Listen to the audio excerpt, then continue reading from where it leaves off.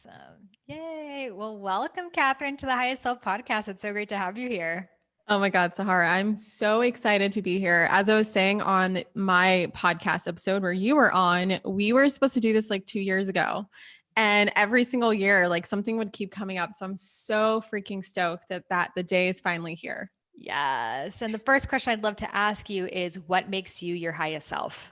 That is such a great question. I would say the thing that's coming through me right now is being at service to other people, like really just helping other people in any form or shape that I can possibly think of. Just knowing that,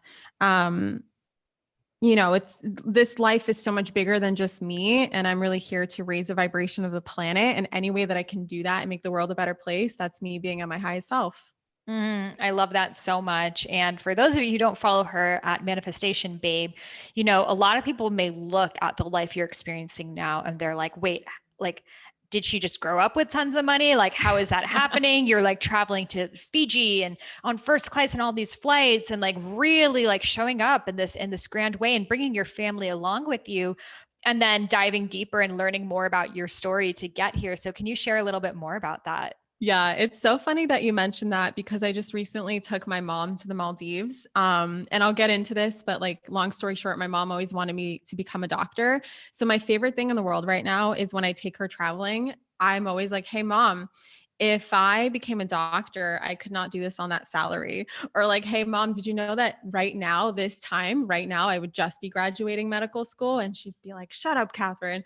So I love doing that. I love just to make fun of my mom sometimes. But it's funny because I would post, snippets of my trip. And the number one comment that I got traveling this past November is, "Oh, you have a sugar daddy," or, "Oh, you're a trust fund baby," or, "Oh, you won the lottery," and just like these bizarre comments. And it's just so fascinating where people's minds are at and how um, people just don't believe that, in particular, like women especially can be successful without the help of a man, or that children can grow up to be successful without the help of their parents. And that for some reason, we're forgetting that self-made success still exists. So my story really starts with, I don't know, do you want the long version or the short version, Sahara? Go into whatever's feeling flowy.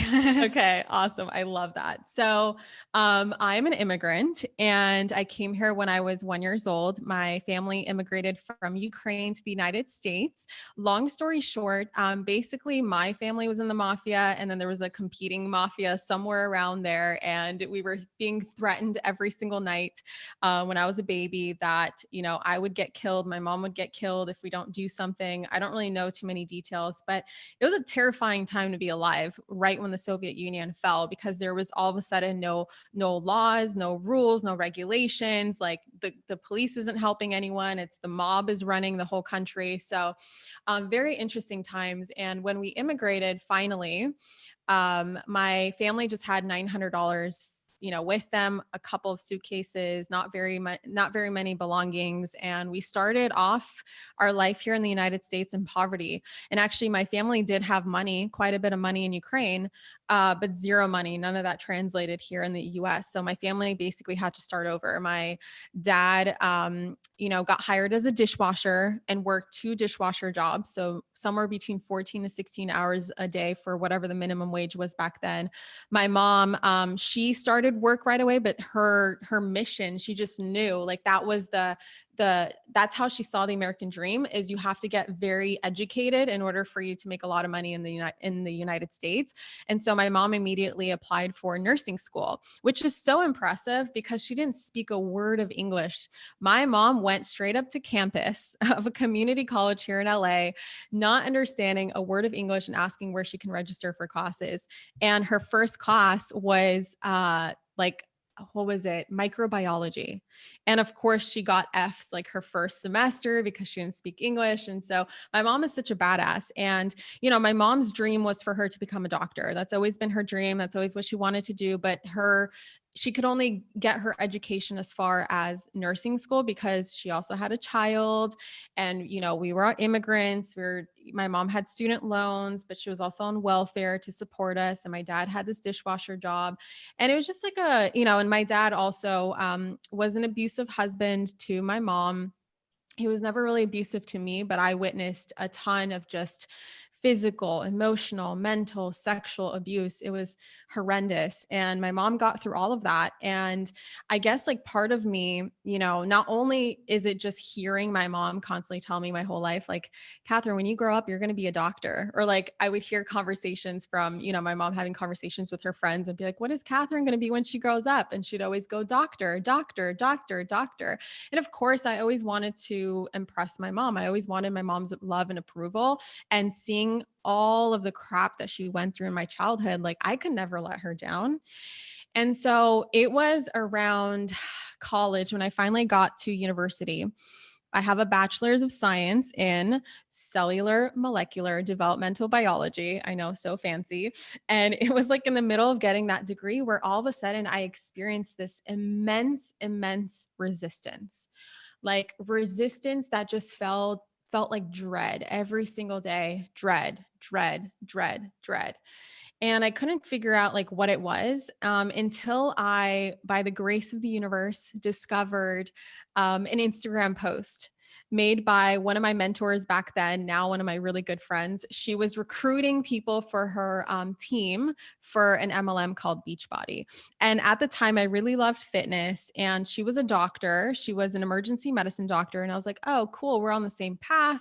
She's fit. She's helping people get fit. She's making a ton of money. This is awesome. Like maybe, and of course, I was still in this box of medical school. So even though that was my entry point to entrepreneurship and like other possibilities for myself, I still saw this in the box of, oh, I'm going to grow this business so that I don't have to take out loans for medical school, so that I have an easier time in medical school. So I was really seeing everything through that lens. And just to backtrack a little bit, my brand is Manifestation Babe. How did I come across, manifesting? It was actually when I was 16 years old, I came across a book called The Secret. I found it in book form first. I know a lot of people come across it as a movie, and the movie's now on Netflix and whatever. I watched it 1,000 times by now. But I had a friend who gave it to me and said, hey, Kathrin, and again, we were 16 years old. She was like, this is why my grandpa has everything that he wants in life. And he doesn't work for money. Money works for him. And I was like, okay, I'm sold. I didn't even have a job back then, but I'm like, yeah, I don't want to work for money. I want money to work for me. Let me read that book. And I remember taking it home. That was my first introduction to the law of attraction. And something happened inside of me, Sahara, where I didn't doubt a single word in that book. Like I read it as if I've read that book before, as if I knew this information, as if I was remembering this information, as if it made total and complete sense. And I actually started practicing it immediately. Like I immediately started manifesting things like, what a 16-year-old cares about, like good grades and whatever. And on my podcast episode, you mentioned how, I think in one of the dharma paths, like the pathway to discovering your dharma, how sometimes you feel like you're two people. It's like there's this side of you and there's this other side of you. So there was this side of me that was like, I'm going to become a doctor, and here are my textbooks and chemistry, organic chemistry, physics, biology, whatever. And then there's this other side of me that was like, wow, the universe and manifestation and law of attraction. And I discovered Abraham Hicks, and I would have all these books of like this one side that I kept a total secret because I didn't want to come across as a weirdo. And then I had this other side that is like the part of me that society would approve of, the part of me that my parents would approve of, the part of me that I thought was the path to my success. And so in college, when I finally started this business in my junior year, my mentor would always stress to me, like, hey, Kathrin, personal development is the key to success. If you want to make a lot of money, which of course I've always been money driven because of my background of coming from poverty, like I want to use money to change the world. And so of course I'm driven to make lots of it. I was like, fuck yeah, I want to make a ton of money. Awesome. So I'm going to do a lot of personal development. So I found myself diving back into this world that I discovered at 16 around manifesting, law of attraction, leadership books, this book, that book, whatever. That's when I first discovered podcasts. And I had a 3-hour long commute from my home, which I lived with my parents, to my university. It was an hour and a half that way and an hour and a half return. So I would listen to every podcast, every audiobook. Every single school break, I would just listen and listen and listen. Like, I need to program my mind. Like, everyone keeps talking about this mindset thing in the mind and how powerful it is. Like, that's what I need to do. And so all of a sudden, my obsession, what drove me, what excited me, shifted from my stupid textbooks and the development of a frog and whatever the hell else I was learning in college at the time, to being like, wow, I can help people on the internet. I'm making money online. I actually ended up quitting my movie theater job in college because I was making more money in my business than that job. And all of a sudden, I just started seeing possibilities. And the resistance that I was talking about, this resistance where I felt like straight up going to my mom and being like, Mom, I want to quit. Like, I don't want to, I'm done. Like, I want to drop out of college. Or weird things would happen. Like, I took the bus from the city called Tacoma to Seattle to my university. And I lived in Gig Harbor, Washington. So we drive to Tacoma, take the bus from Tacoma to Seattle. And it was about, like, I would say, a 30-mile bus ride. And all of a sudden, like, the bus would stop coming, or it would be late, or on test days, there'd be a lot of traffic, or something would happen where, like, no matter what, I could not for the life of me all of a sudden get the grades that I was supposed to get. Really stopped caring about school. Like, it was very, very hard. It felt like walking, uphill constantly, an uphill battle just to, take my tests and do my finals and whatever. But I did graduate. It was hard. It was not fun, but I did graduate. And during that summer, it was really like the summer of self-discovery, because I knew that when fall would happen, I decided to take a year off between college and medical school, because I didn't want to do the applications in college. I wanted to do the applications, like, just have the time and freedom to focus on my med school applications without, taking classes at the same time. So that summer was like one of the best summers of my life, because I was able to focus on my business full time. And I was like, this is so amazing. This is so exciting. But I always knew that I would still have to go to medical school. And so my mentor at the time told me about this dude named Tony Robbins, and how she just went to one of his events, and this event, like, changed her life. And he's amazing. He's so up my alley. And I was, like, known as the personal development queen, so that I would appreciate him and all this stuff. And she's like, Kathrin, I don't care what you do. You have to go there. And I was at this point in my life, one of those people who was like, tell me what to do and I'll do it, as long as I don't have to, you know, by this time I was already like, okay, I don't want to go to medical school. So tell me what I need to do to be successful. And so I somehow convinced my mom, while she was on vacation in France, to let me go to LA to stay with my grandma on her couch and attend this event. And it was at this event where I heard my higher self for the very first time step in and take over. And the question that kept popping up at this event was, Kathrin, who are you living for? Kathrin, who are you living for? And at first, it's always a whisper. It's always like, hey, Kathrin, who are you living for? And I'm just like, that's an interesting question. So I wrote it down in my notebook, in the midst of this event. And that was like night one. And day two, it got louder. And then it got louder. And then it got louder. And then it got louder and louder and louder, until I was like, Kathrin, who the fuck are you living for? And all of a sudden I realized, oh my God, I am living for everyone but myself. I am living for my parents, because I don't want to go to medical school. That's their dream. This is my mom's dream. And I had a stepdad at this time. So even though my dad's no longer in the picture, I also grew up with my stepdad. And of course, he would push whatever my mom would push. So that's why I say parents, but it was really my mom. And then I was in a relationship at that time where I realized that I'm in that relationship out of comfort. It's my comfort zone. And then I was like, hold on a second. I've been wanting to move back to LA, because that's where I grew up, for so long. Like, ever since I moved up to Washington State, I was already planning my move back to LA, and I miss it so much, and I miss the sunshine. But what's keeping me up there? Oh, right. This relationship, right? I can go to college anywhere. I can do whatever. I can, like, the opportunities are limitless, but I'm keeping myself because I'm so afraid of what they're going to think. And I'm so afraid of disappointing them. But this time, like, this is the time in my life. I was 23 at the time. I was like, I need to start living for myself, because I'm the only one who's going to live with those consequences. Like, at some point, my parents are not going to be on this planet anymore. And at some point, I'm going to be 90 years old, sitting on a rocking chair, looking back at my life and being like, am I proud of the life that I lived? And I'm on the course right now where I'm not going to be proud of the life that I lived. And so that weekend, I literally went back home to Washington and I told my parents I'm not going to medical school. And of course, like you shared on my podcast, of course, I got called like a loser. You're never going to amount to anything. When they found out that I invested 15 grand into Tony's other events, when I literally had nowhere near close that amount of money, like I took out a loan from the Tony Robbins team to do that and like put whatever deposit I could on this credit card that I for sure maxed out. My mom was like, are you kidding me? Like, who do you think you are to do this? How come I don't have a coach? How come I can't do this? How come I've never invested this amount of money in myself? Like, you can't do that.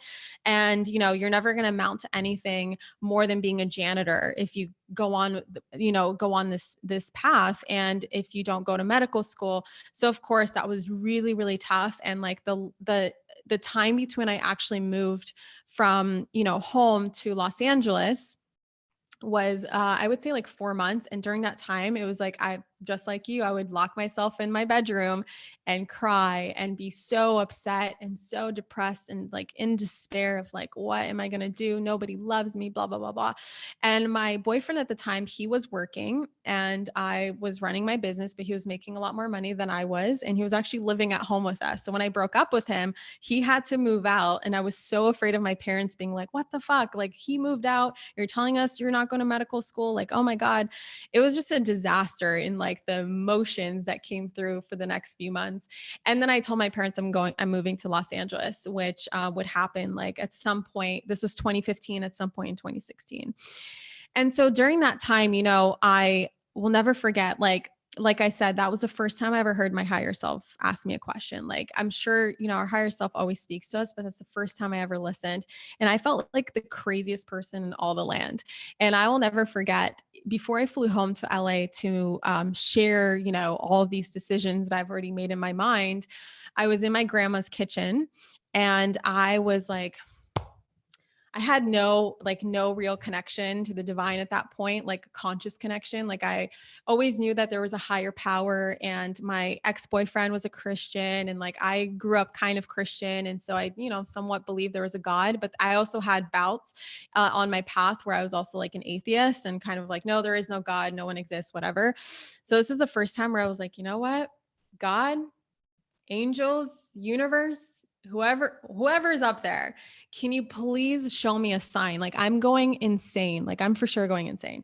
Can you please show me a sign that I'm not crazy? Can you show me a sign that I made the right decisions?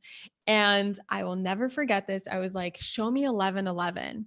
And 1111 had no meaning to me at the time. It was just a number that popped into my head because my best friend growing up would always say 1111, 1111, make a wish. And I'm like, cool. I don't know what that means. Sure, I'll make a wish. And so I'm like, show me 1111. And I went to the kitchen to grab some water before meeting with this best friend before flying back up to Washington. And I look at the microwave and the microwave says 1111.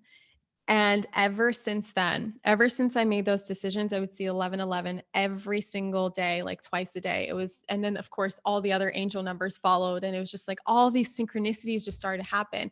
And I would like to say that my life was like amazing after I made those decisions, but it definitely got way worse before it got better. When I finally moved to LA, I had nowhere to live because I couldn't afford Los Angeles rent. And my business that I thought would be the business no longer brought me joy. And because it no longer brought me joy, and I'm a generator by human design, like the thing that I need to do needs to bring me joy, or it's not going to be very successful, started to dwindle. And all of a sudden I had something like $100 in my bank account for my move. And I was like, this is nothing. Like, that's really scary. And I had $25,000 worth of debt. I had planned to move in with my father because he had a house and an extra bedroom. When I moved in with him, the first 2 weeks, I felt like Cinderella. I did not belong at all in his house. It got to the point where I'm like, fuck this. I'd rather be homeless. And so I literally like got in my car, packed up my car, showed up by my grandma's house, and she only had like a couch for me. And I was like, Grandma, can I please live here until I figure out my life? And those moments were incredibly stressful for me and very confusing because all of a sudden this path of medical school, I just erased, like the path just erased behind me. It's no longer there. And this business that I thought was this thing for me for the rest of my life, like my life purpose, purpose, right? This is my new life purpose. All of a sudden is no longer bringing me joy. I don't have money. I'm living on my grandma's couch. I just went from being an entrepreneur to like being broke to then having to get a 9 to 5 job. And thankfully, my mom's best friend was hiring at the time. And so I got a job as an office receptionist, $15 an hour. And I will never forget being on my grandma's couch and just being like, what the hell am I doing here? Like, what am I doing with my life? Like, God, again, God, are you there? Like, can you please assist me? And that is when I really, Sahara, dove deep, deep, deep, deep, deep, deep into the work that I do today. That's when I realized I got money blocks. I got money mindset problems. I got limiting beliefs. There's this thing called the subconscious mind. Like that's when everything just started to align for me in terms of the books that I would find, the teachers that I would find, the right YouTube videos and all this stuff. And I'll never forget like being on my grandma's couch and in this moment of despair. I think it was like one of the first nights I was scrolling on Instagram and I scrolled by, of course, a Tony Robbins quote, which is so ironic because Tony Robbins, from an outside perspective, you could look at it and be like, oh, Kathrin, that event basically ruined your life, right? Like you made all these decisions and it basically led you to this place that's way worse off than where you were before. But that quote that I read, it was, live as though your prayers are already answered. And that just sparked something within me that is still my affirmation to this day, where I all of a sudden had this thought. I like downloaded this thought of like, wait a second, what if I lived my life as if my success was inevitable? What if I lived my life as if the law of attraction was 100% real? What if I dispelled all disbelief and just for a year of my life, I decided to give it a year. Just for the next year of my life, I truly embody the version of myself that's already successful. What if I created a vision for myself? And that's what I did. I opened up my journal and I wrote out my life exactly how I wanted it to look with the husband and the penthouse apartment and the travel and the everything and the business that I wanted. And at this time, I had no idea what I really wanted to do, but I was like leaning more and more into this fascination that I had with manifesting. And so I was like, what if I actually prove to myself that manifesting works? And from that place, I created Manifestation Babe, which started as an Instagram account, which just started as a bunch of quotes and stories that I would share based on how I'm applying the law of attraction to my life. And I made this agreement with myself. I call it the 1 year experiment, where I made an agreement with myself where for the next year of my life, I will live my life as if my success is inevitable. And I will do all the things. I'll believe all the things. I will show up. I will act as if I'll do everything that I've ever learned and I'll actually put it into action and embody it. And if it doesn't work, then I never, ever, ever have to trust this pipe dream ever again. I never have to read another damn book about it. I'll never listen to another podcast. I'll never, like, it's done. It doesn't work. I'll prove it to myself. But what if the experiment does work? And what if this thing actually does work? Well, then I will just keep playing the game for the rest of my life. And I had to come to grips with like, wait a second. And I love that you mentioned this in your book, like asking yourself, what's the worst thing that can happen? And I realized that I was already living my worst case scenario. I was on my grandma's couch, like jobless, no money. Like it was already pretty much the worst case scenario. I knew that I always had my grandma's couch and I feel so lucky to have her. And I know that that's very lucky of me because people don't even have their family, right, to rely on and don't have someone else's couch to live on. And so I'm very grateful for that. And it's such a huge part of my story because it made me who I am. And that's basically what I did. And through this 1 year experiment, I just put a lot of faith into it. And as I went on, my life started shifting. I started manifesting money and opportunities. And all of a sudden people started asking me, hey, Kathrin, how'd you do that? Can you coach me? Do you have a course? Do you have this? Do you have that? I would start to just create and like all of this energy would just pour out of me of just like, I have to tell people how I did it because I went from this place of despair to being very fulfilled, even though it wasn't like my dream life yet, but I was proving to myself like, wait a second, if I just keep this up, what is my life going to look like in a year, in 2 years, in 3 years? This is amazing. And so long story short, I took Manifestation Babe. It was born in 2016. It made like $9,000 in that whole year. And through this 1 year experiment, which is like the thing that I still do if I want to quantum leap, I had this entire quantum leap where the next year I made $600,000. And going from $9,000 and being a receptionist for $15 an hour, you know, as well as making 9 grand in your business, which is like no money at all in Los Angeles. But like going from that to $600,000, I was like, are you fucking kidding me? The sky is limitless. Like it's not even the limit. There is no limit. This is incredible. And every single year from that point on, I just kept expanding and I kept sharing more. And of course, my journey evolved. But manifestation became like a multi-million dollar brand, now on pace to being an 8-figure brand. And it's just like, it's been such a wild journey. And I'm so, so grateful to be on this journey. Like it's been crazy. Wow. Thank you so much for sharing all that and so many parallels. I was like, I feel like we were on our grandma's couches like at the same time in LA. Because Seriously. what years were you there? 2016. Okay, Like, mine was a little before. It was like 2014. But so interesting, and also being first generation immigrant and that responsibility and wanting to make your parents happy, and also your mom probably thinking, okay, doctor is like the most safe job out there, so I want my daughter to be safe, so I'm going to, keep telling her to do this thing, because manifestation expert wasn't really a thing out there, especially in the no. Ukraine and in the Soviet Union, so, and it's so fascinating to just see how quickly it changed for you, $9,000 to $600,000, and now being in at the end of 2020, that's like 4 years ago, so Yeah. how do you think it shifted for you so quickly? Yeah. You know, there's this thing I teach called like timeline jumping or collapsing the timeline. It's like a quantum physics terminology, but it's really what I did without knowing that I did it. And now that I'm like aware of it, that's literally there's this 3-step process. And it's kind of like I look at it as phases because you can go back and forth in between them. And really within the phases, there's a lot that can happen. There's a lot that's going on. But when I look back on everything that I've ever manifested, and no matter what the speed was, whether it took like 2 seconds or it took 10 years, like no matter what it was always the same process. And the faster that I could embody phase 2, the faster it would happen. So my phases are, or my steps are, is number 1 is decide on what you want. So clearly, like a GPS system, if we don't know where we're going, the GPS is just not going to lead us anywhere. It's either not going to work properly or it's going to lead us to some random destination. So we always have to know where we're going. Now, a lot of people get stuck in like, well, I don't know specifically what it's supposed to look like. And I don't know if you know about like human design, like there's specific manifestors and non-specific manifestors. So I'm a non-specific manifestor, which means that the details stress me the F out. And the more I go into details of what I want it to look like, the more resistance I create towards that thing.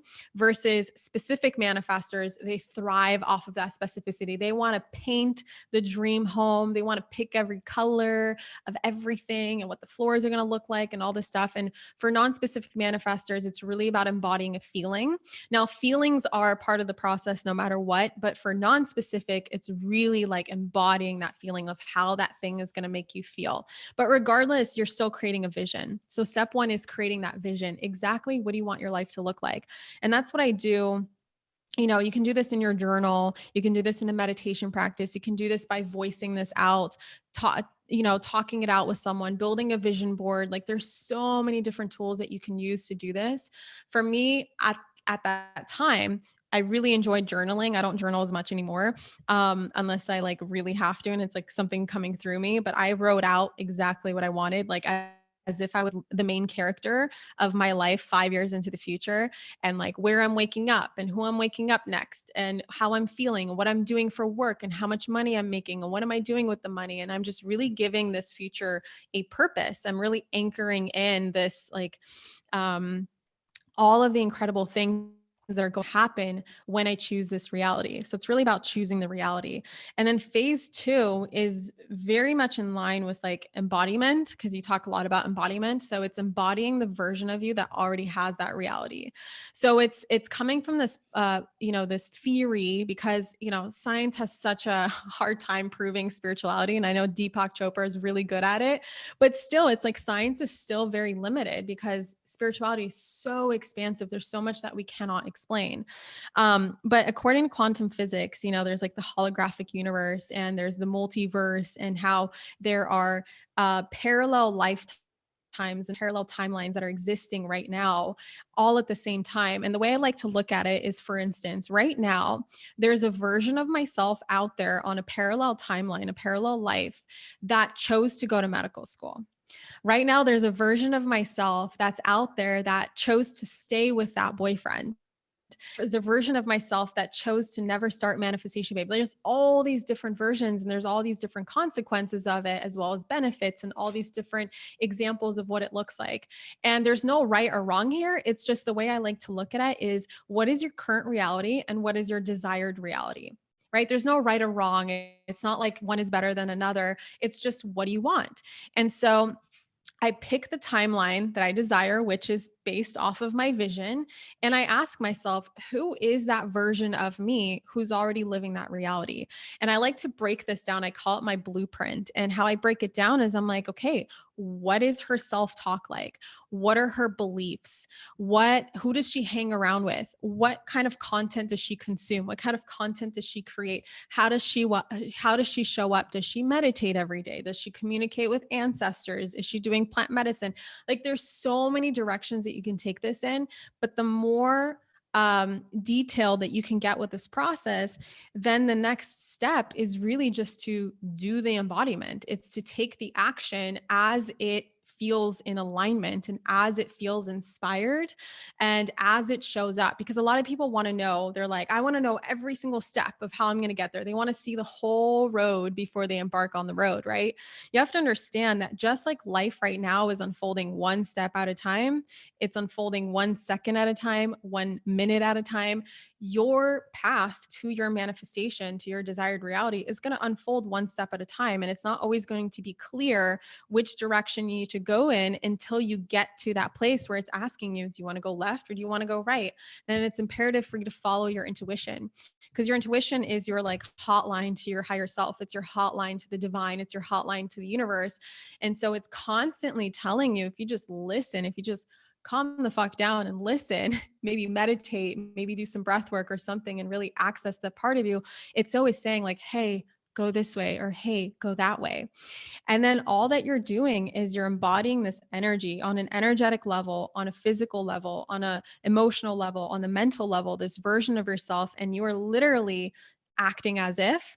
But I don't really like to use acting as if sometimes, because a lot of people see it as like fake it till you make it. I don't believe in fake it till you make it. I believe in faith it till you make it. So it's having faith in your path. It's having faith, and this is the direction that you want to go in, and having faith that the universe is literally guiding you every single step of the way to get there. And the faster you can embody that version of yourself, the faster you can embody phase 2, the faster your manifestation is going to happen. Because what a lot of people don't realize, and they don't think to this level sometimes, they get stuck in like worrying about the timeline and worrying if they're doing it right and worrying if it's going to happen and worrying if it's a possibility for them. But if you think about it, the version of yourself that's already living that reality, are they worried? No. Are they even questioning if they're going to get there? No. Do they have certainty that they're going to get there? Yes, because they are already there, right? So it's really thinking and accessing and embodying that version of you that's already there. And then the faster you can do that now and have that certainty, it's all about certainty. The faster you have that certainty, the faster you're going to get there, because time really is an illusion.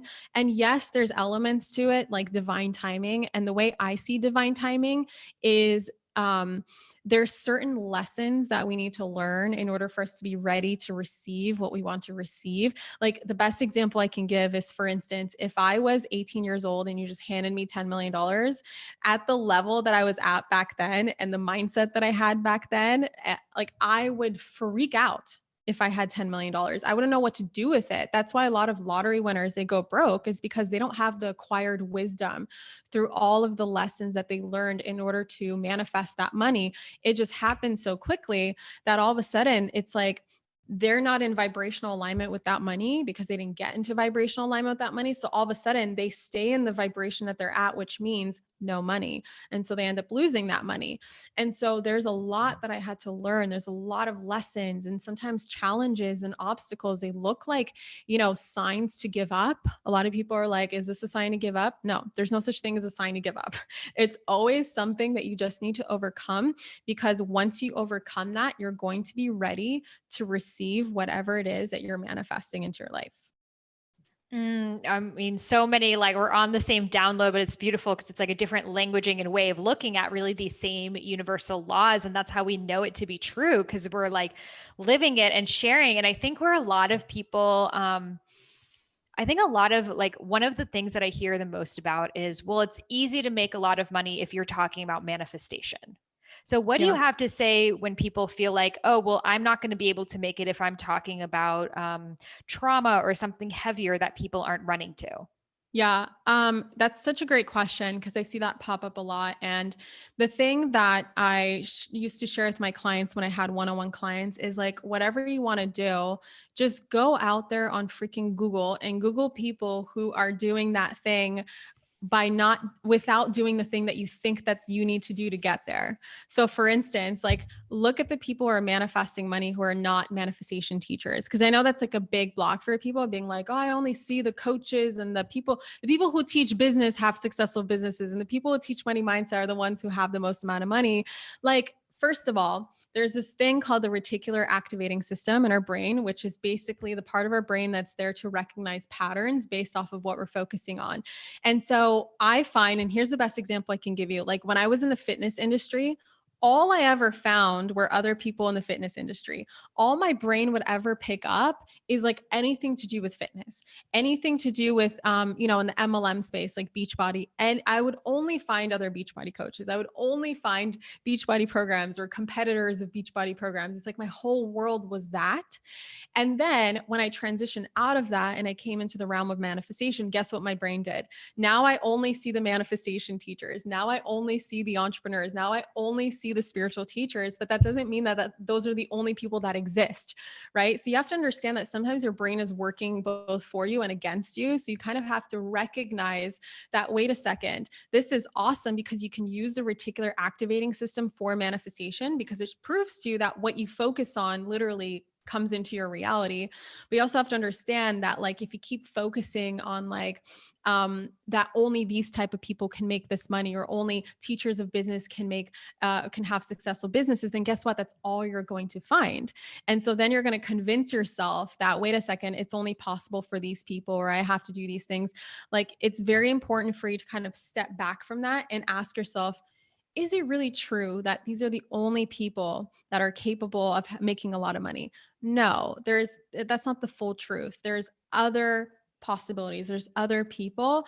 And now that you took that step away and you recognize that and gain awareness of that, you're creating this field for your reticular activating system to now pick up on more people who are doing different things. And all of a sudden you see different people doing different things who are all successful, happy, fulfilled, whatever it is that you want to bring into your life, whatever you want to feel. Totally. And I think it all, it relates back to dharma. If that's not your dharma, it's not going to work for you. Like, I see a lot of people, they try to, replicate something that they already saw work before. So they, Yeah. reshare that same content. Maybe they change around the wording a little bit, and they're like, well, if it worked for Kathrin, it worked for Sahara, it worked for this person, then it must be proven to work. And then it doesn't, because it's not their dharma, and people can feel that it's not in alignment. Like, for example, I used to share more about abundance stuff a little bit a couple of years ago, but I was like, this is not my space. Like, I Yeah. just knew that in myself. It's not my space. And I'm still able to live an abundant life, but I don't teach about abundance. So I think we're just exactly like you said, we assume everyone must be exactly like me because that's who's in your tunnel of people that you're following. But there's like many epic interior designers out there who are extremely abundant, or like personal gardeners, or like Etsy shops, or all of these different things. And it's also, I think that oftentimes business coaches share how much money they made. So people are like, Yeah. oh, the only time I've even heard of someone making that much money was this person who shared about it. But those other people just, like, do you think RuPaul is talking about how much money he made? But I guarantee you he's making a lot more than most coaches out there, but he's just not talking about it. That is so, so true. I really love that you brought up the dharma thing, because even though I know, like, for instance, I had my academy, Rich Babe Academy, and that served me for such a long time. But I realized that I am here to teach more than just money, although I will always teach about money and abundance. But I recognize a very similar thing for me, where I think it came from like the earlier stages of my career, where I was around a lot of other money mindset teachers. And I was like, oh, this is the key, right? This is the thing that people want. And yes, it's the thing that people want, but whatever you're here meant to teach, whatever you're here to embody, is going to be way more successful than the thing that you think is going to make you successful. So I really love that you brought that up. Yes. And it reminds us again to trust the wisdom that's coming through us. And that's really the only way you're going to really land in people's hearts if they can feel that it's in alignment. Yeah. Oh my God. So true. So true. Yes. So now that you have learned so much about manifestation, what were kind of maybe like the mistakes that you made at the beginning that you now looking back on it, you're like, oh, I guess I like misunderstood that.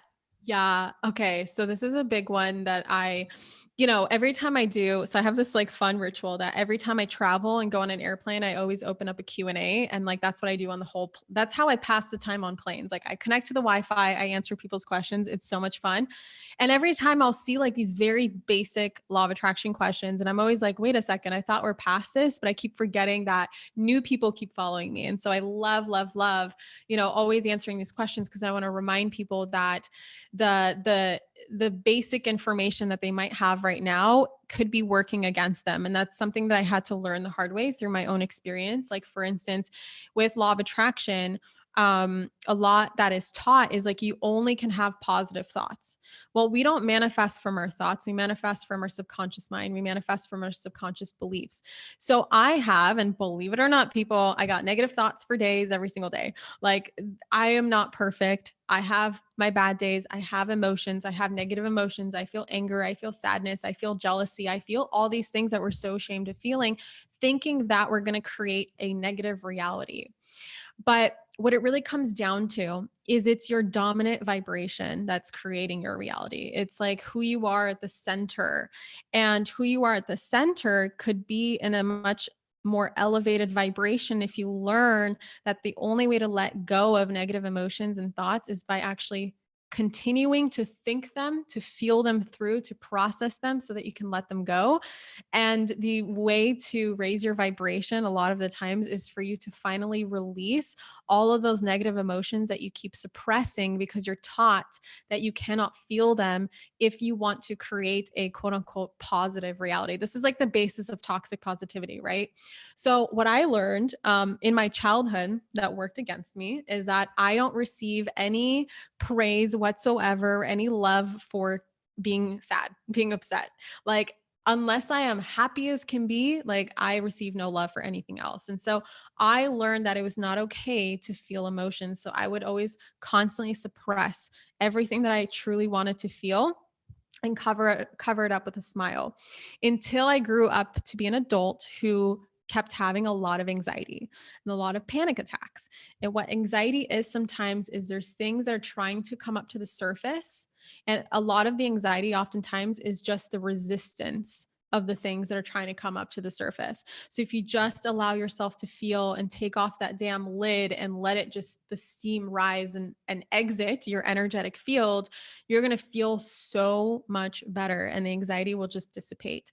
And a panic attack is like a level of anxiety that's so intense because you keep forcing and stuffing that lid to such a degree where it's like steam is like ready to explode and all of a sudden it has to explode. And so what I learned on my manifestation journey is to have practices to feel. And that if I have negative thoughts or negative beliefs come up, or like really this is like shadow work, right? If I have things that I feel ashamed about or things that I'm not ready to face or feel like if by facing them, I am going against, the law of attraction, right? Like attracts like, positive attracts positive. I learned to do breath work to help me release emotions. I learned to cry. I learned to feel.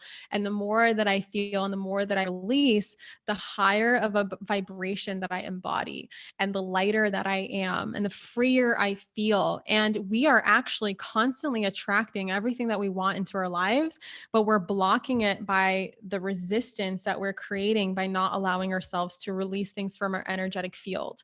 So oftentimes in spirituality, we hear like, just raise your vibration. And so we feel like we need to do things and add things on to raise our vibration, when it's actually a lot of letting go. It's a lot of releasing, because who we are at our core, our truest self, is already a creator. It's already a master manifester. And it's all of these beliefs and thoughts and emotions and things that tell us we can't be that unless we do something, or unless we add something into our lives that's preventing us from creating what we really want. And so by having practices to release that crap, like I know you do shamanic shaking and you do dancing, and like I really love breath work. I really love just sometimes sitting on the couch and crying. Like that's a spiritual practice to me, you know?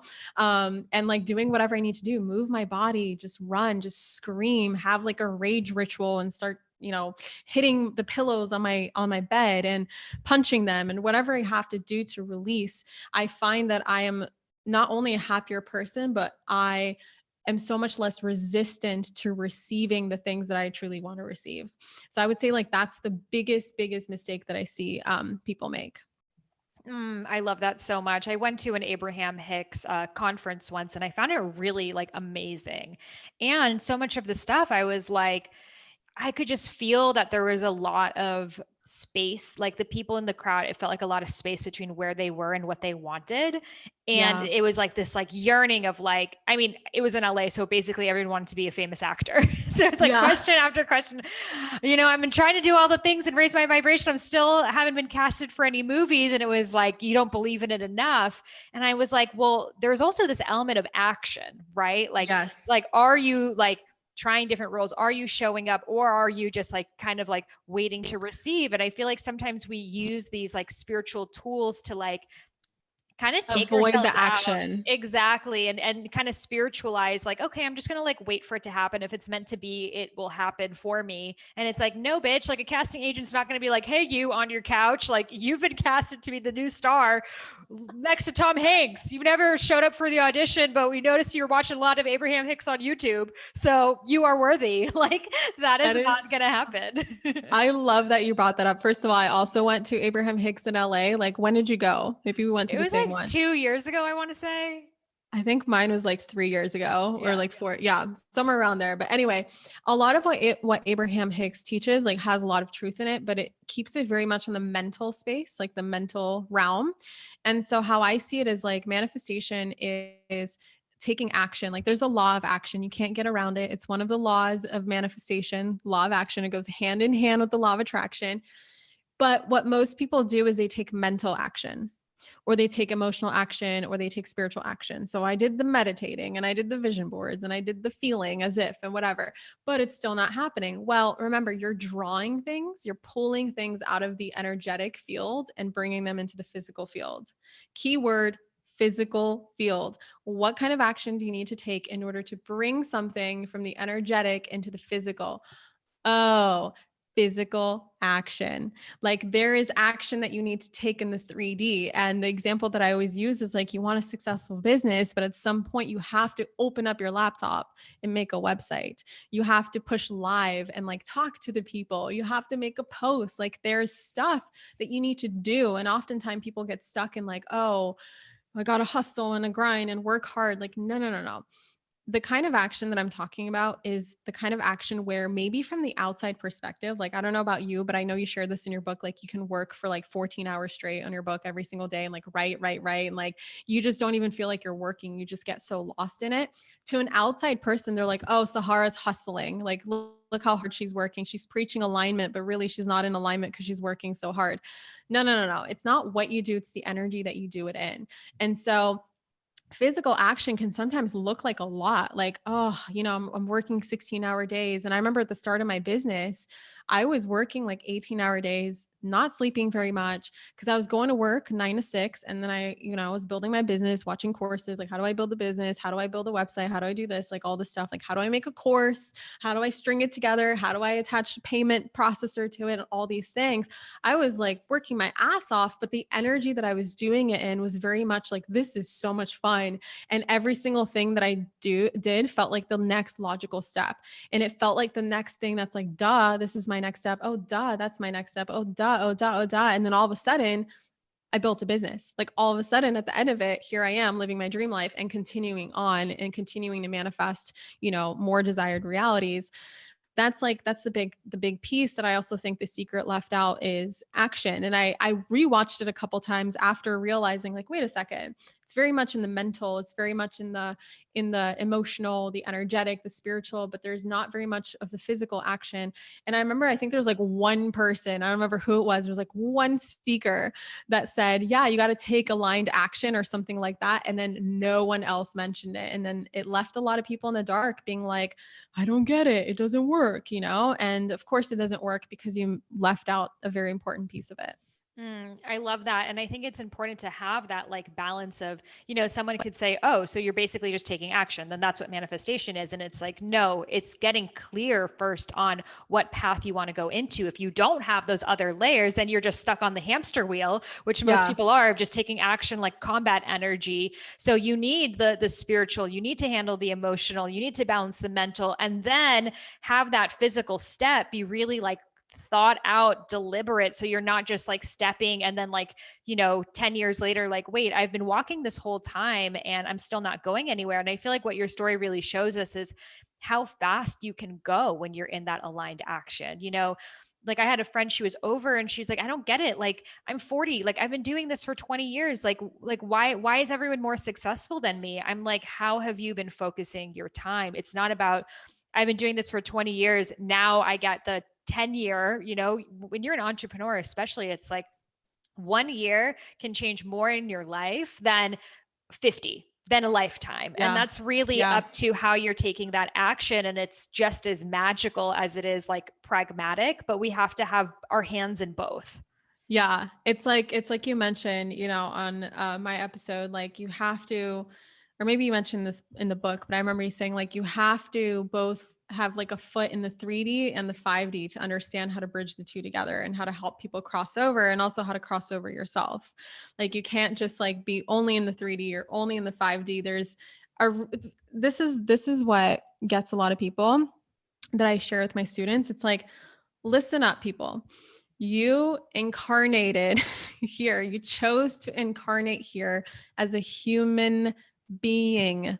Okay. Like, if this wasn't about experiencing all of the vast parts of being a human being, you would not be here. And I think that oftentimes the law of attraction, manifestation world really forgets this part about being a human, like the part about embodiment, the part about being here and feeling all the things and experiencing the things and learning from the things, to just, nope, love and light. There's no such thing as darkness. There's no such thing as evil. There's no such thing as shadow. Nope, nope, nope, nope, nope. I'm just going to focus on this instead.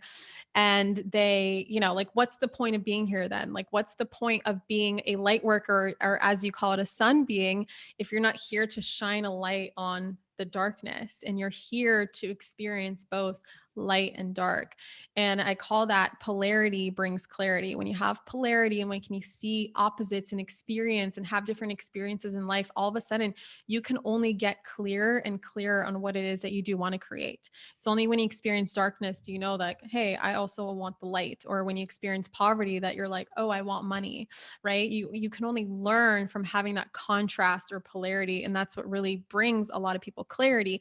And if you resist so much having those experiences of polarity or contrast, then you're not going to really even know what you actually want. And a lot of what we want comes from, if you look at it, what we also don't want. The problem is that a lot of people get stuck in, I don't want this thinking. Like at some point you have to evolve it to like, okay, so what's the opposite? If you don't want this, if you don't want to be broke, then what do you want? Oh, I want to be rich. Cool. So let's start focusing on that. So I think it's another very important element as well. So, what if you are trying to manifest something, but maybe it's not something you're ready for, or it's not in your highest alignment? Like you shared, for example, that, you were wanting to grow on Instagram, but then seeing that maybe you weren't even emotionally ready for the amount of like, trolls and hate and all the bullshit that one gets when they get a huge audience like that. So, what do you say for someone who's like maybe not even sure if they should be manifesting that thing? Yeah.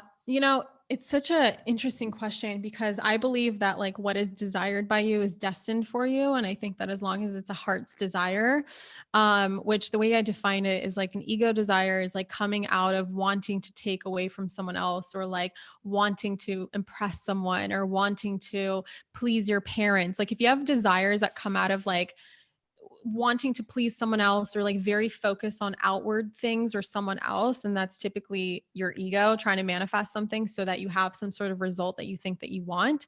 But a heart's desire is something that like you can't stop thinking about it. It's just on your heart. You can't stop thinking about it. You can't stop dreaming about it. It's something that you really want. And even if it doesn't make sense, like even if it's not something as grand as like, I want to save the world, or I want to, cure cancer or whatever, like I just want a G-Wagon. Like for some people, they just want a dream home, or I just want the husband. Like that can still be a heart's desire for sure. And what is desired by you is destined for you. So sometimes when things aren't happening, it's just it's the element of like, as I mentioned before, the divine timing of like, there could be a lesson that you haven't yet learned and will learn. There's a lesson that's put on your path that's going to teach you something, that's going to be a breakthrough moment, that's going to allow you to appreciate the desire so much more when you actually have it. So the example that I know you want me to go into is like with ayahuasca. When I did ayahuasca last year, my very first ceremony, I had my iPhone like pop up, like in my vision, like my iPhone just pops up in front of me, and ayahuasca starts scrolling through my Instagram. And I immediately remember being like, don't tell me to delete my Instagram, because sometimes, I don't know, sometimes she says things like that and they are for your highest good, even if you don't want to admit it at that point, or like you don't feel that way because your ego is like trying to resist that. And she's like, no, we're not deleting your Instagram, but we're going to do some review. And so she would show me like, hey, Kathrin, you wrote this post because you wanted people to like you. And you wrote this post because you wanted to avoid someone not liking you. Like you said this because you were afraid that someone's going to hate you for saying the opposite of what you actually wanted to say. Or you said this because of whatever. And it was just like the most eye-opening shit I've ever experienced. And she showed me like two different timelines. And she said, this is where your following is currently at. And as I was sharing with you earlier, like it was at a plateau. It was a great following. It was like, I think I just hit 100,000 followers, but I was stuck at 100,000 for like months and months and months and months and months, and just not moving at all. When I experienced my entire career of having my Instagram, like my Instagram is growing. It's consistent, sometimes it's growing faster than others, but it was just stuck. And I couldn't figure out why. And she was like, listen, it's because you cannot handle the criticism. You cannot handle the negative comments. You cannot handle the hate at this level. So what makes you think? And she showed me like another timeline. She's like, this is where you're supposed to be. And it was like 682,000. She's like, you're supposed to be here, but why do you think you're not there? It's because you're going to receive 6 times the amount of criticism. You're going to receive 6 times the amount of hate, 6 times the amount of trolls, 6 times the amount of people calling you a trust fund baby or whatever it is, or saying like you're selfish for wanting more money or whatever people say to me. And I was like, oh my God, you're fucking right. And so that was just a lesson of the ages. Like I swear it was so shifting for me when I came home. Like all of a sudden, the way that I was posting, the way that I was interacting, the way that I started to share myself on social media just came from this place of, I don't give a fuck anymore. I don't give a fuck. And now when I see a negative comment, like there's some that affect me more than others, but the majority of them, they honestly make me laugh. Like it's a genuine laugh that I feel. And it's It's coming like from, great teaching material. I like post them. I'm like, here we can see what happens when someone's not in yes, alignment with their dharma and they're projecting. And exactly. That's how I see it now. And it's like so much fun. And all of a sudden I doubled my following.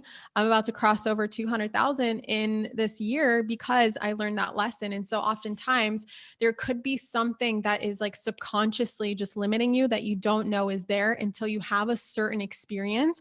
Now, I'm not telling everyone to go do plant medicine. It's not for everyone. In fact, be very careful, people, when you do plant medicine, because it matters who you do it with, where you do it, your intention and all that stuff.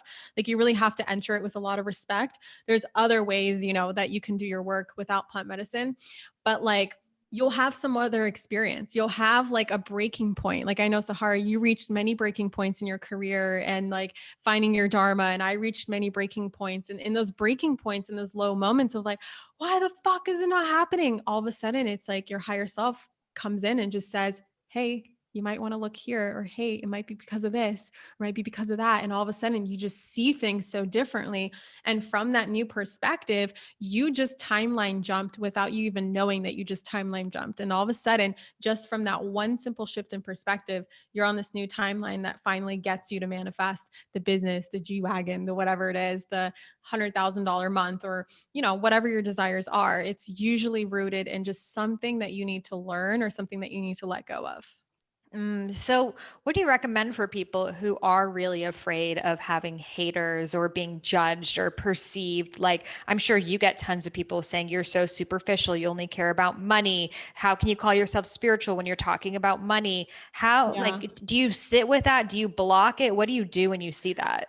Yeah. And, different parts of my journey, it was like a different version of myself. So I did different things. But what I learned that works best for me now is to just have compassion for that person. I know it's really hard, but like that person, if you really think about it, like if like for instance, the people that I'm friends with that are very successful, like do they sit around leaving those comments on other people's Instagrams?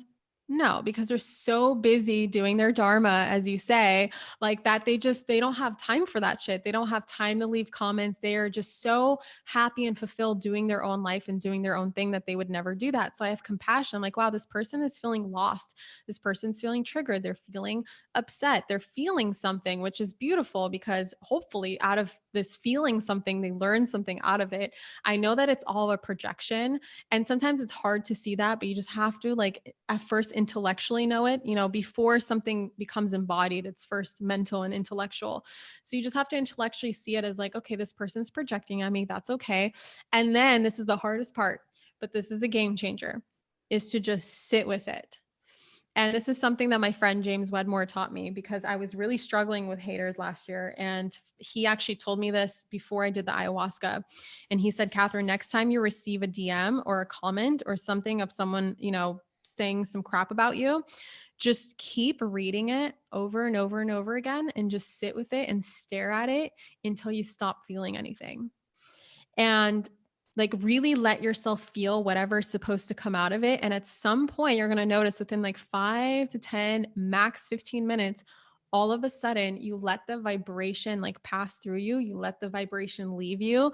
You see that you're still safe. You're alive. You're breathing. No one killed you. Like your survival's not at stake. Like you're still here. Your business didn't burn to the ground. Like nothing bad happened. It's just a comment. It's just words written on a screen. You're okay. And all of a sudden you just don't care anymore. And then the more that you receive it and the more that you just sit with that and practice sitting with that, all of a sudden that charge just starts to go away. And a way that you can kind of fast track that is I really like EFT, tapping, emotional freedom technique. So if you know how to do that, tap through that. Use the pressure points and tap on them and just like keep reading it and allow that vibration. It's going to escalate at first, but at some point it's going to slow down and it's going to leave. And all of a sudden, every time you see a similar comment, you're going to anchor in that feeling of like, I don't fucking care. I don't care. That's cool. That's them. That's not me. And then you can also tap, like for instance, another technique you could use with tapping is when you see like a very nice comment, like someone is expressing their gratitude and appreciation for your work, you could use tapping to also anchor in that feeling and remind yourself that that also exists. And there's also this beautiful experience that you can have by expressing yourself online, and that there's people who do appreciate that. And that's called anchoring. You can anchor in that feeling and make it stronger. So it's about making that feeling stronger and then making the other feeling less strong. And then another thing you can do, it's just about like trying different things, is just, this is more of a perspective thing. It's just recognizing that nothing anyone ever says about you, both good or bad, means anything about you. So sometimes we get very lost in the positive feedback and we rely on positive feedback and we're like, I didn't get enough positive comments today. Something's wrong with me. That's because we made that mean way too much about us, when even that person who is leaving a positive comment, it's actually just a reflection of what they see in themselves. So you have to recognize that nothing in this universe can be taken personally. Nothing in this universe means anything about you except for the meaning that you're giving it. So even like detaching from both the positive comments and the negative comments will allow you to just express yourself freely and know that whether people like it or people don't like it doesn't mean anything about me. which is Mm. very powerful energy to come from. Yes. And I think that we so live for that. We're so like, okay, I took one step. Like, what does everyone around me think? The next step, everyone around me think. And then, we so focus on the negative that we, really like repeat that in our minds. And we think of all of these different rebuttals that we want to say back to it. But then you read a positive, you're like, oh, yeah, another day. Like, I changed your life. It's like, okay. And, we become so numb to things like that, but then so focused on the criticism. And I remember Yeah. being in this group and someone asked Deepak, they were like, what's one of your biggest regrets? And he said, I wish I didn't spend so much time trying to prove myself to people who never believed in me. Because he Wow. was like really trying to prove to these like, hardcore, like mainstream scientific people that spirituality exists. And they would literally set up interviews with him that would be a group of scientists who would all team up against him and then like edit it to make it look like he's like the biggest fraud or a charlatan or like such high levels of public shame that they would do for him. And he was always trying to like get back at them and prove to them that he was right and what he was saying was not bullshit. He's like, I wish I didn't even waste that energy. Oh, Yeah. it's funny you mentioned Deepak Chopra because you know him personally. I don't, but I did meet another scientist who is pretty big in like the quantum physics world and like proving scientifically that manifestation works. His name is Nassim Haramein. Have you heard of him? I haven't heard of him now. Okay, so I haven't either until this is a story. I was in Abu Dhabi for Tony Robbins's spiritual trip, and we were like staying in this massive palace, like this massive, massive palace. So of course we got lost trying to find where the event is going to be. And, at this time, like I was a platinum partner and we all like wear the same outfits. Like we're all wearing black because Tony wears black and we all like look the same. We're all like this group. And we see another person who looks like a plat, also looking lost. And so we're like, okay, cool. Like finally there's another person. We can all look stupid together. Awesome. Let's go. And so as we're walking with this guy, I was like, what's your name or whatever. And I had no idea who he was. And he was like, oh, what do you guys, we're like, what do you do? And he's like, oh, I'm a physicist. And we're like, oh, cool. Where are you a physicist? He's like, San Diego. I'm like, awesome. I'm like, I teach about the law of attraction. And I'm just like talking about myself or whatever. And then I'm asking him more questions. And then long story short, as we're getting closer, he's like, well, I hope you guys aren't too jet lagged and don't fall asleep during my presentation. And I'm like, presentation. I'm like, who the hell are you? And ended up being Nassim Haramein, which if you watch Gaia, the amount of Gaia documentaries that he's in is like ridiculous. Now when I watch him, I'm like, oh shit, okay, that's him. And anyway, so he does this talk and whatever. And if you Google him, it's like just a lot of scientists just like laughing at him. He's like the laughing stock of like physics and whatever. Like they're just like, this is bullshit. And of course, everything that I hear him say, I'm like, yeah, that makes sense. That's totally logical. And on our way back to our hotel room, we didn't realize that he was like, we were literally neighbors. Like we kept walking and like talking, and all of a sudden we're going down the same hallways, like very far. And we ended up being neighbors. So I ended up getting to know him a little bit. And I asked him, he mentioned, and it was kind of like sad. He mentioned like the hardest part about his career, like he loves what he does so much, but the hardest part is the amount of like personal attacks that he receives.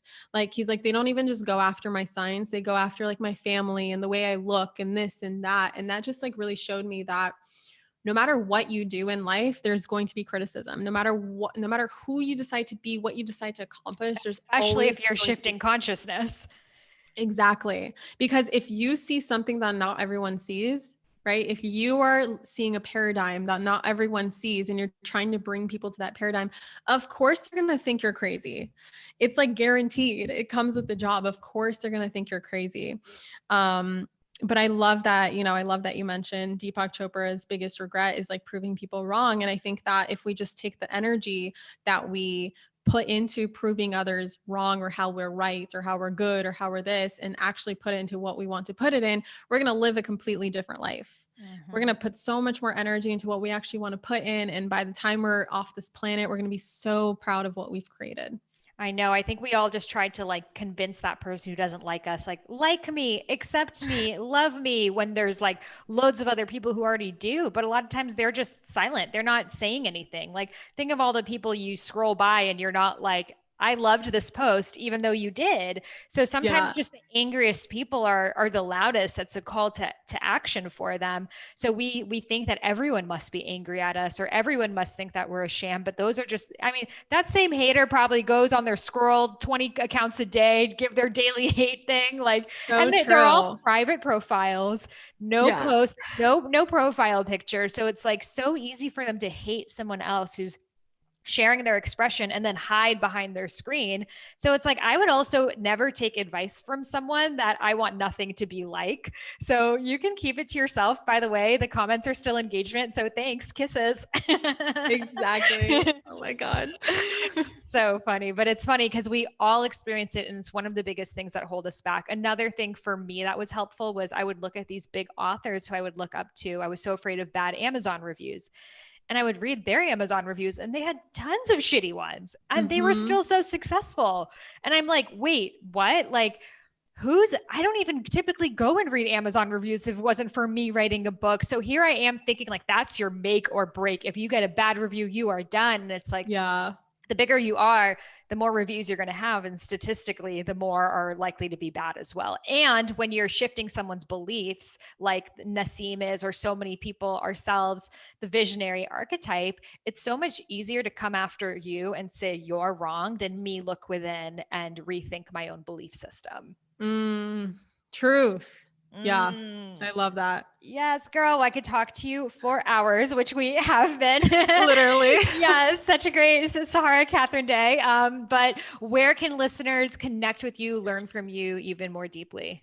Yeah, so I definitely love to hang out on Instagram. You can find me at Manifestation Babe. And then my website is really much like the portal of everything. Like if you ever get lost, just go to manifestationbabe.com and you can find any of my offerings at that time, my book, my Instagram, my social, like everything you can find there. And that's manifestationbabe.com. And then I also have a podcast, which Sahara is going to be on. We just finished recording her episode before this one, which is the Manifestation Babe podcast. And you can find that basically wherever podcasts are. Thank you so much for sharing and for being an example of what is possible for all of us. Oh, thank you so much. I had so much fun being here. Appreciate you. Yay.